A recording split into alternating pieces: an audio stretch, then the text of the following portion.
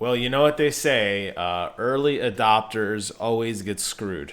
we, yeah, I've said that so many times on this channel, and it's true with just about everything. And unfortunately, Assassin's Creed Valhalla is no different. I got to take a look at the title update 104 patch notes, which were posted today on the official Ubisoft forums. And this is a monstrous, monstrous amount of updates. I don't mean in size. Size is relatively average, honestly, for some of the patches I've seen coming through. I'm talking about the content. I mean, look at all this stuff. This is some significant changes, guys. And I want to go through a couple key things because I think it's interesting. And honestly, I really, really, really like this game a lot. My wife and I have been playing it pretty much every single day, just systematically clearing section by section, checking out everything this game has to offer. And honestly, it's pretty good, but it can be better. And I'm hoping with these patch notes and the promise that they intend to deliver, maybe we'll get there. I think the biggest thing to take away right now is that the game will allow you to now toggle between performance mode and quality mode. Right now, the game just basically runs on what I'm going to call performance mode, which is a pretty close to 60 frame per second experience. However, as we've seen with a lot of other games, and hopefully a staple of this generation, we are now starting to see player choice between a quality and a performance mode. Me personally, I'm all about performance. I want that 60 frame a second. I don't care about the super fancy 4K textures. I want it to look very fluid. I think particularly in a game as combat intensive as Assassin's Creed Valhalla is, this is absolutely imperative to make the game run well because you're going to be doing a lot of raiding, a lot of fighting, and the truth is you are going to want that really nice frame rate to pull off really cool parries and those picture perfect attacks. But if you don't like that, fear not. You will now have the ability to go to quality mode, which drops it down to a 30 frame per second experience, but does turn on a lot of those really nice effects.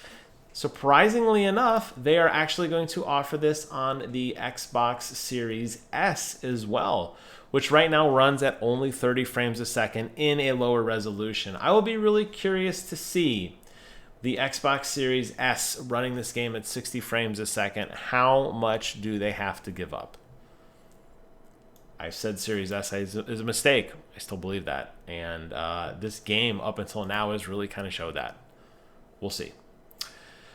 Just some other interesting things here. Nothing that really caught my eye in terms of new images on the title screen and some basic miscellaneous fixes. In the balancing section, there was a duplicate gear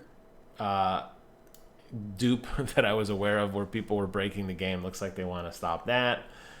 I think the big one that all of us are very, very, very excited about, particularly on console, is screen tearing. So Digital Foundry did a really good video talking about this, but I have noticed it on my PlayStation 5, and I have friends who have the Xbox Series X and also have confirmed that screen tearing in this game is really, really bad.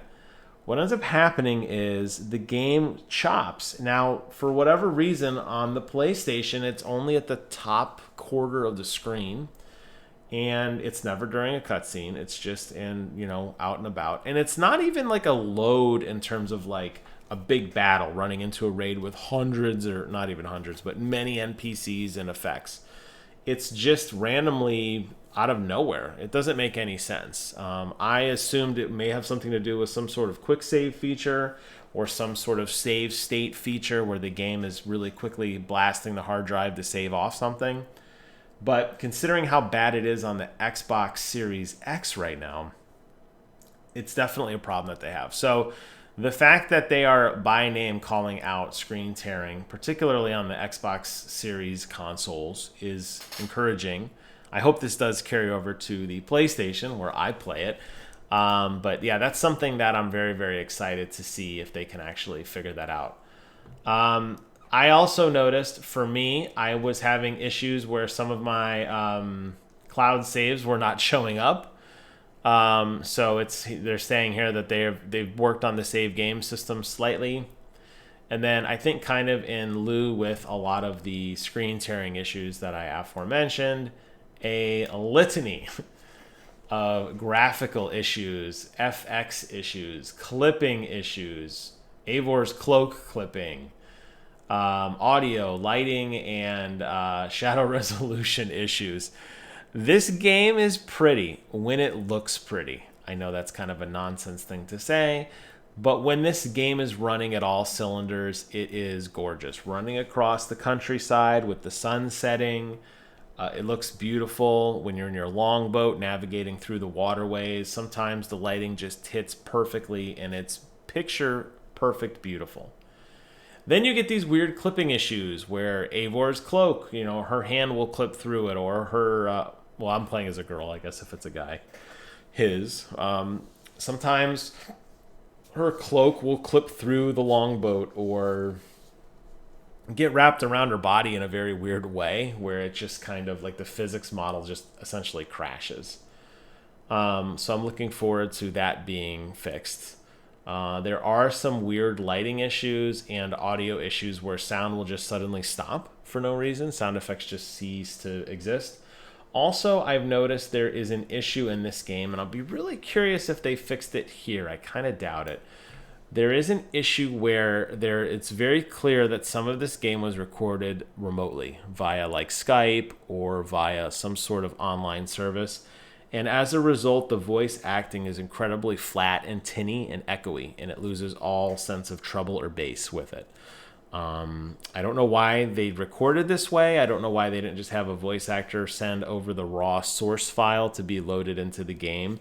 But for whatever reason, there are a pretty significant amount of side quests where the quest dialogue is very clearly recorded remotely.